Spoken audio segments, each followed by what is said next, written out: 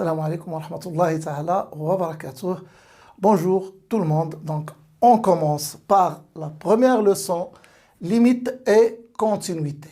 Donc, on commence par la première paragraphe, la continuité d'une fonction en un point. La continuité d'une fonction en un point. Donc, je commence par la définition suivante.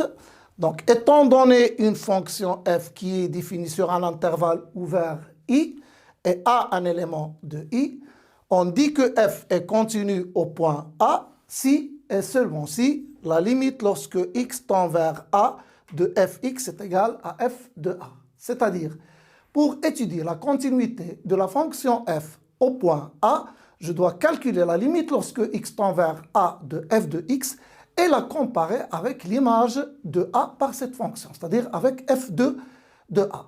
Donc, pour mieux comprendre la notion, je vais voir un exemple. Donc, je commence par l'exemple suivant.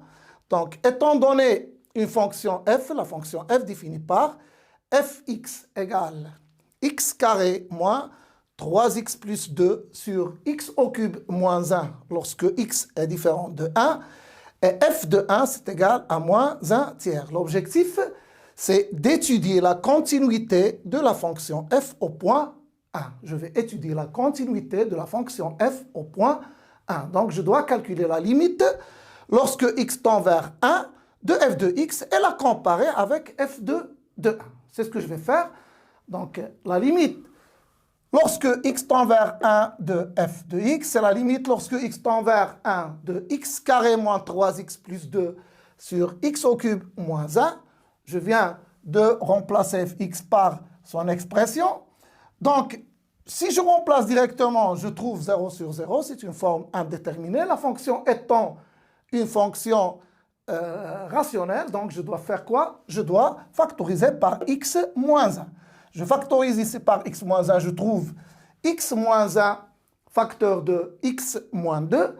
Et ici, je dois remarquer qu'il s'agit d'une identité remarquable, a3 moins b3, et qui est égale à a moins b facteur de a carré plus ab plus b carré. Donc, je remplace, je trouve donc x moins 1 facteur de x carré plus x plus 1.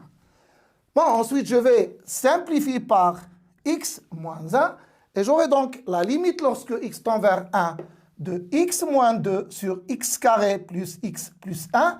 Je remplace par 1. 1 moins 2, c'est moins 1. Et 1 au carré plus 1, ça donne 3. Donc, je remarque que la limite lorsque x tend vers 1 de fx, c'est égal à moins 1 tiers, qui est égal, bien sûr, à f de 1, qui est égal aussi à moins 1 tiers. Donc, d'après la définition, je peux dire que la fonction f est continue au point 1. Donc, je passe à un deuxième exemple. Donc, un autre exemple. Soit maintenant la fonction f définie par fx égale la racine de x plus 1 moins 2 sur x moins 3 lorsque x est différent de 3 et f de 3 c'est égal à 1 tiers. Donc l'objectif c'est d'étudier la continuité de f au point 3. Donc ce que je vais faire c'est de calculer la limite lorsque x tend vers 3 de f de x. Donc la limite lorsque x tend vers 3 de f de x, ça donne la limite lorsque x tend vers 3 de la racine de x plus 1 moins 2 sur x moins 3. Si je remplace directement, je tombe sur une forme indéterminée 0 sur 0. Ce que je dois faire, puisqu'il s'agit d'une fonction irrationnelle, c'est de multiplier par le conjugué. Donc je multiplie par le conjugué du numérateur, c'est-à-dire par la racine de x plus 1 plus 2. Je trouve au numérateur une identité remarquable qui est a carré moins b carré, donc ça donne x plus 1 moins b carré, c'est-à-dire moins 4. Et au dénominateur, j'aurai x moins 3 facteur de la racine de x plus 1 plus 2. Donc, remarquons que x plus 1 moins 4, c'est x moins 3. Donc, je simplifie. Reste donc 1 sur la racine de x plus 1 plus 2. Je remplace maintenant x par 3. Et je vais trouver donc 1 sur la racine de 3 plus 1 qui est égale à la racine de 4, c'est 2. Plus 2, donc c'est 4. Donc je peux remarquer que la limite lorsque x tend vers 3 de fx, ça coïncide avec f de 3 qui est égal à 1 sur 4. Donc, je peux dire que ma fonction est continue au point 3. À bientôt.